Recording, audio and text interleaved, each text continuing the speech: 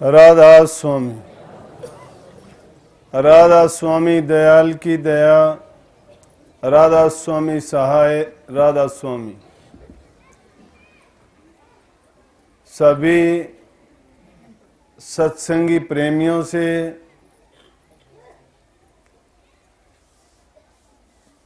बूढ़े बुजुर्ग बच्चों से विनती है कि जितनी देर सत्संग हो प्यार से शांति से सत्संग लाभ उठाएं। आप सबको पहले से विदित है कि अपना साल में ये सालाना भंडारा रविदास जयंती पर यहाँ सिवानी में ही होता है। टाइम निश्चित होने से सत्संगियों को ये संशय नहीं रहता कि किस तारीख का है, किस टाइम पे होना है। जब कोई इस तरह से निश्चित हो जाता है तो सत्संगी आराम से उसमें पहुंच के सत्संग का लाभ उठा सकते हैं। फिर थोड़ा सुधार कर दिया गया कि अगर भंडारे का दिन एक आध दिन इतवार के पहले या बाद में होता है तो उसको आगे पीछे करके हम रविवार का ही या इतवार का ही करते हैं। तो उसमें कर्मचारी, स्कूल के बच्चे, उनको किसी प्रकार की दिक्कत पेश नहीं आती और वो आराम से आ सकते हैं। बड़ी खुशी की बात है आप लोग सत्संग का लाभ उठाने के लिए अपना कीमती समय दे के आए हैं। इस युग में सत्संग जरूरी है और उसकी जरूरत क्यों है कि आज समाज की दशा बहुत विकृत हो गई है, नैतिक मूल्यों का ह्रास हो गया है, लोगों का सामाजिक जीवन का स्तर इतना गिर चुका है कि इंसान स्वार्थ के सिवाय दूसरी चीज को देखता ही नहीं। उसकी बुद्धि सिर्फ अपने तक सीमित है कि मैं कैसे जीऊं, मुझे शारीरिक मानसिक आराम और आनंद कैसे प्राप्त हो। आत्मिक सुख की चाह लेके कोई भी नहीं जीता और ना ही उसकी परवाह है किसी को। चाहे कलयुग में संतों ने नाम के महत्व को दर्शाते हुए कहा है कि आज इस युग में जीव का कल्याण सिर्फ नाम से ही हो जाएगा, नाम के जपने से। आज किसी तप की, योग की, साधना की जो पुराने जमाने में ऋषि मुनियों ने बताया था, हठ की जो क्रियाएं थी उनमें बड़े संयम की जरूरत थी, जीव में बड़ी ताकत होती थी, उन युगों में संभव था। क्यों संभव था? उन युगों में जीव में ताकत थी, लंबी आयु होती थी और जीव में ताकत होने से इसमें संयम और साधना करने की क्षमता अधिक थी। लेकिन आज के युग में अंधी भागदौड़ ने लोलुप बना दिया है, इतना लालची बना दिया है और इतना स्वार्थी बना दिया है कि वो सिर्फ अपने ही जीवन तक सीमित है। जिसमें उसको फायदा नहीं दिखाई देता तो वो अपने नजदीकी से नजदीकी को भी धोखा देने से चूकता नहीं है। रविदास जी इसीलिए याद किए जाते हैं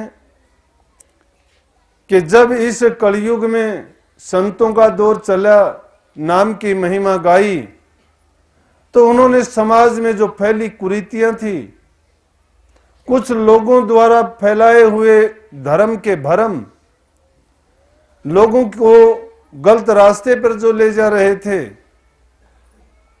तो कबीर, चैतन्य महाप्रभु, मीराबाई, नानक साहब, उनकी तरह से रविदास जी, पीपा जी भी उसी युग में और उसी समय में आके समाज में इस आध्यात्मिक शिक्षा का प्रचार व प्रसार करके जीवों को सही ठिकाने या अपने निज घर जाने का रास्ता बताया। उन्होंने समाज में फैले हुए भ्रम और भ्रांतियों को दूर किया,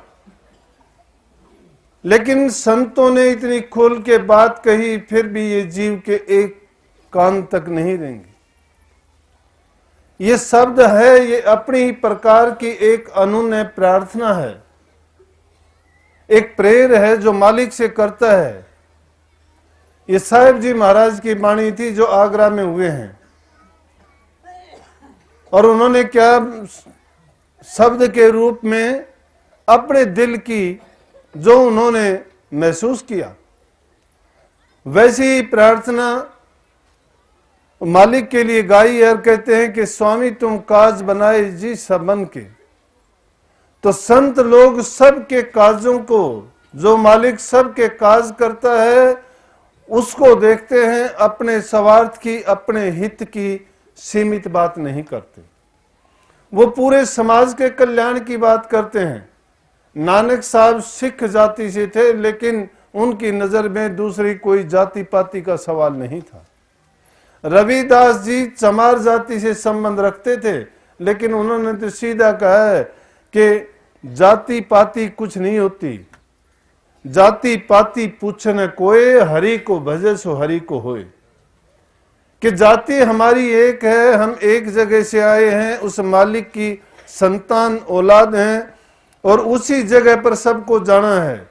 जब वहां से चले थे तो भी हम उसी जाति के थे, लेकिन इंसान ने उसके कर्म के अनुसार जातियों में बांट के समाज में वर्ग बना दिए, हिस्सों में बांट दिया, घृणा, द्वेष और वैमनस्य फैला दिया।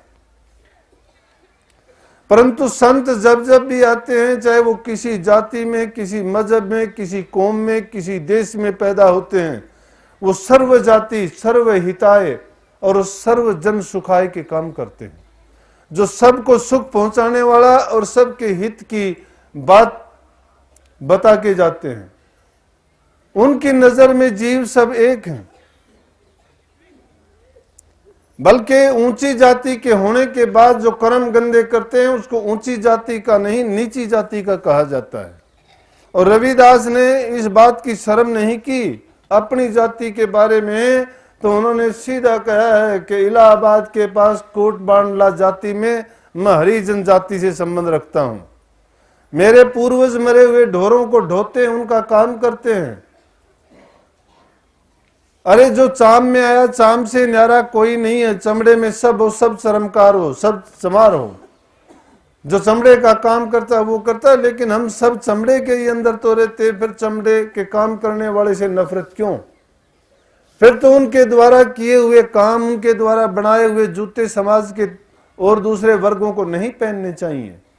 किसान से नफरत करते हो तो वो अन्न पैदा करता है, उनका पैदा किया हुआ अन्न नहीं खाना चाहिए। तो संतों की बात बड़ी सीधी, साफ और अनूठी होती है।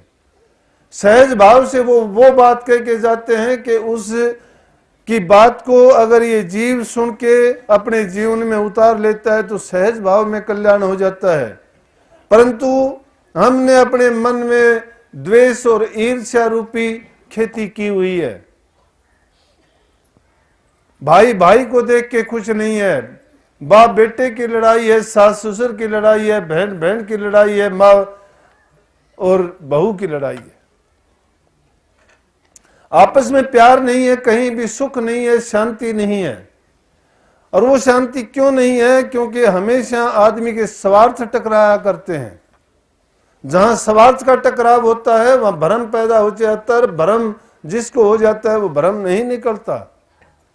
नहीं तो उस खुदा की, उस स्वामी के तुम एहसान कहां तक मानोगे। उन्होंने इतना सुंदर शरीर दिया, इतना अच्छा जीवन दिया, ये मौका दिया कि हम संतों की शरण में जाके उनसे दीक्षा लेके नाम की कमाई करके इंसानी जीवन को, जो ये चोला मिला, इसको सफल करें, इसको पाक और साफ कर लें। जिस पर हमने जन्म जन्म से चढ़ी हुई मैल को कैसे साफ करेंगे। लेकिन यहां तो भरम बढ़ा दिया कि झूठ कूट में फैला दिए।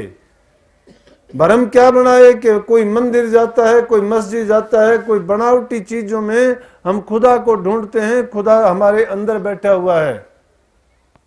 मृगी तृष्णा लगी हुई है जीव को, इसी भरम में रह के। जिस प्रकार से मृग को गर्मी के ऋतु में जब वो प्यासा होता है तो देखता है कि धूप जो जो पड़ती है उसको दूर से दिखाई देता है कि पानी है, परंतु भागा हुआ जब वहां पहुंचता है तो पानी नहीं होता, वो और आगे दिखाई देता है। वहां जब पहुंचता है तो वहां और आगे दिखाई देता है, और आखिर में वो भागता भागता मर जाता है, पानी कहीं पर नहीं मिलता। वही हालत इस इंसान की भी है।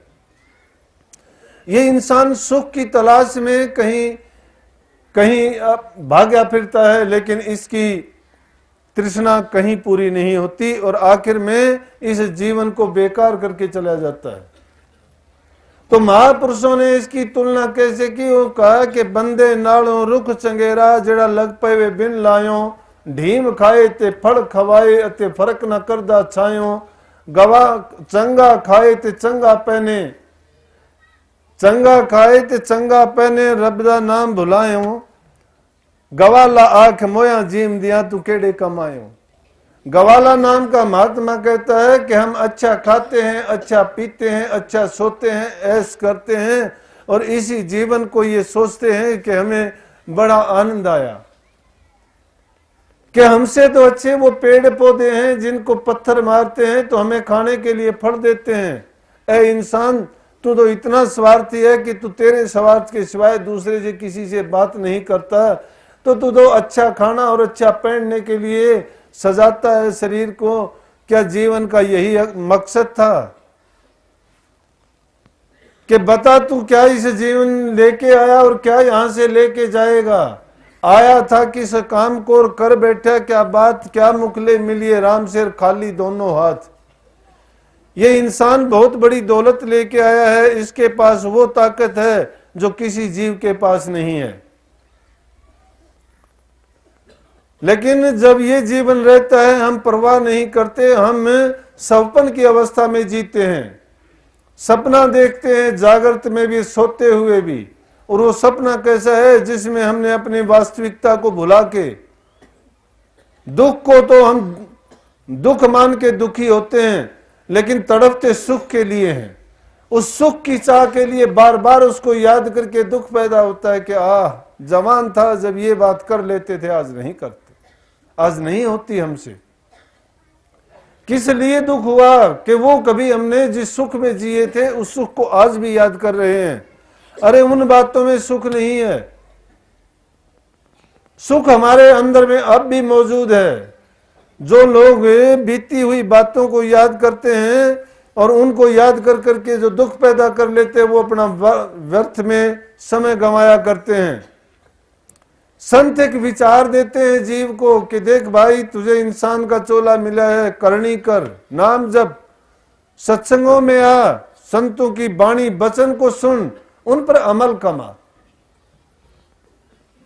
हम संतों की वाणियों को सुनना तो दूर की बात, उसमें तर्क वितर्क करते हैं कि ये बात क्यों कही, ये क्या है, इस बात का क्या मिलेगा, इस बात से खाक छानना है, अपने जीवन को बर्बाद करना है ढूंढने में, पोथी पुस्तकों में सिर मारने में अपना टाइम बर्बाद करना है। अगर खोजी बन के जब अंदर में चलोगे, जिसका संतों ने तुम्हें भेद दिया करनी का, जब उस मंजिल की तरफ चल पड़ोगे, अंतर्मुखी हो जाओगे 9 दरवाजों को बंद करके, जिसमें हमारी सूरत की धार इस संसार में फंसी हुई है,